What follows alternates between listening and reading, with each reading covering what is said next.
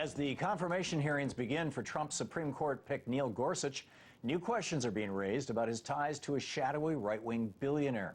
Will they sink his nomination, or will the oligarchs get another hand-picked Supreme Court justice? Let's ask tonight's politics panel.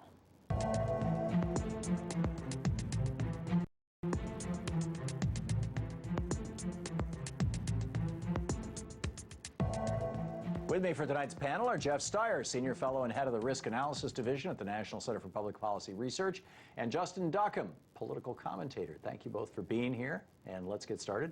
A new report in the New York Times has exposed the decades-long connection between Supreme Court nominee Neil Gorsuch and billionaire Philip Anschutz, a trust fund baby and oil baron who's also the owner of the Weekly Standard and a funder of the Heritage Foundation. The relationship began when Gorsuch represented Anschutz's companies in court and continued when Anschutz personally lobbied the Bush administration to make Gorsuch a judge. The two are still close, and Gorsuch even co-owns a vacation home with two of Anschutz's top lieutenants. The Supreme Court is already very favorable toward, and some would even say in the pocket of the billionaire class. How concerned should we be about this connection between Gorsuch and Anschutz? I don't think we should be concerned at all, because it's part of a left-wing political campaign against appointing a very qualified justice. And I don't think there's any doubt that he is qualified to do this job.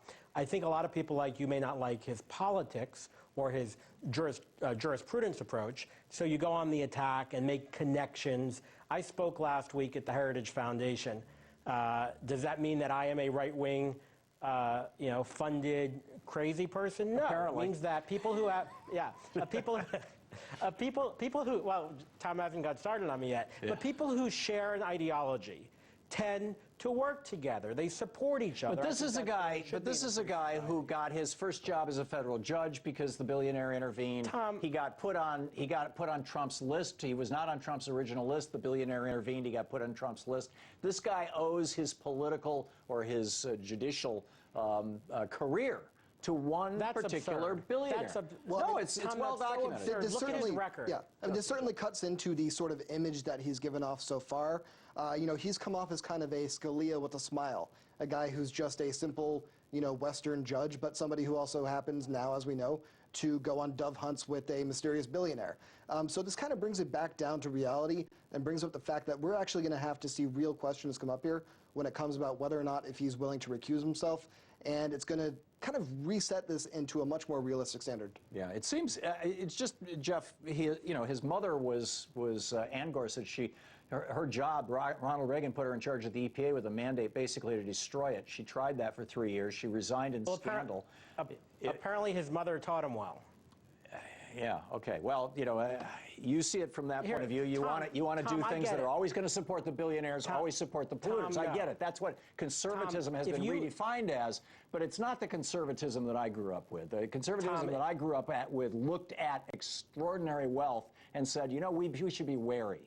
And it also goes against what Donald Trump said. This is supposed to be a president who's going to drain the swamp, but instead turn to the kind of fever swamp of the right-wing legal machine, which includes the Federalist Society and the Heritage Foundation.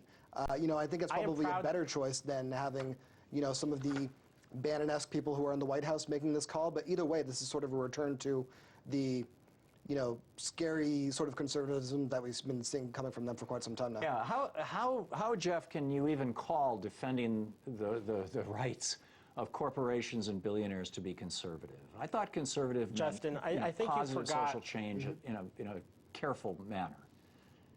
Tom, yes. Justin, I understand that you don't like the jurisprudence of this judge. So that's you're going not on the the point. attack. I get it. That is not the point at all. No, I get it. That's not what I'm saying. What I'm saying is this is a guy who owes his entire career to a billionaire. This is a guy whose mother was a right-wing ideologue, opposed to our own government of the United States. She was part of a plan to take apart part of the government of the United States. I don't see how that's patriotic. I don't see how that's Republican. I don't see how it's conservative. It seems to me like it's corrupt. Also, should this be outside of the realm of questioning? I would be pretty surprised if this doesn't come up, and I would expect it to be so. Ask away. Yeah. Ask away. Please. But let me remind you that the role of the justice is to protect the Constitution. You have a different view of that, and that was decided in an election.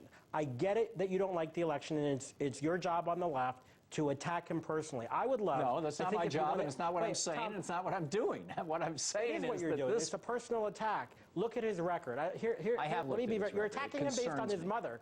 You're attacking him based on his mother. I'm saying that this is a kid. Wonderful, this Tom. young man is part of a political dynasty. He is part. This young man.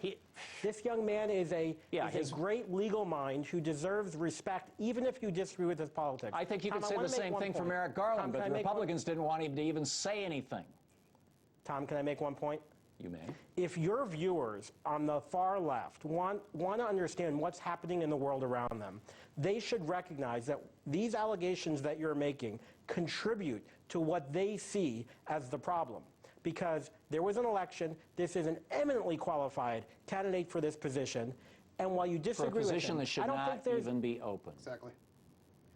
That's where your problem is. No, my problem At least you're being honest. My problem is a guy who is the protege of a billionaire. That's my problem. I want to move along here. I think we're starting to repeat ourselves. And that shouldn't be an open On top of all the other awful things it does, Donald Trump's budget plan would also eliminate federal funding for the arts.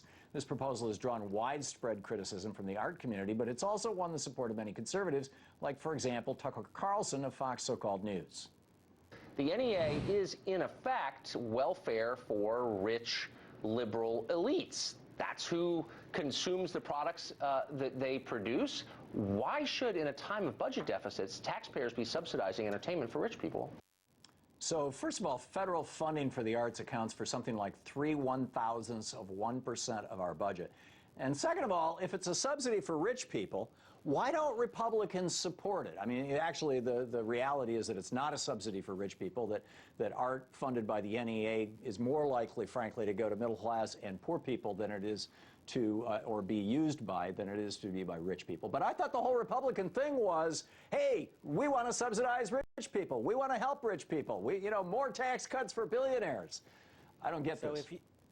I know you don't get it. Give me a moment to explain, if I can, without being interrupted. The point is very simple, especially in a time of budget. But Tucker Carlson didn't need to say in a time of budget deficits. Regardless, the government shouldn't be interfering with the arts. I myself appreciate arts, and I myself am an artist. I don't want to have to answer to the government to define what is art, what isn't art. Could you imagine if Donald Trump and his government are now in charge of the arts and decide that some things that they don't like politically shouldn't be funded? The government has no role in it. The arts should be supported by our community and by our culture and by donors. There are plenty of wealthy donors out there. About half of this is going to support for the arts in our school system.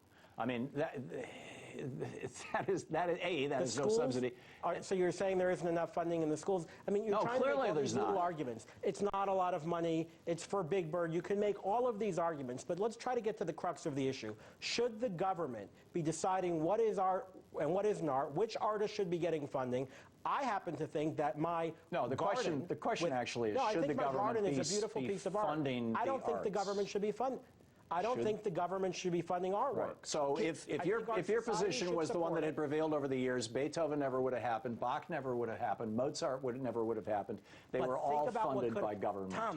Tom, think Justin, about what could have happened. Let's also just not pretend that this is about art. If the government weren't involved.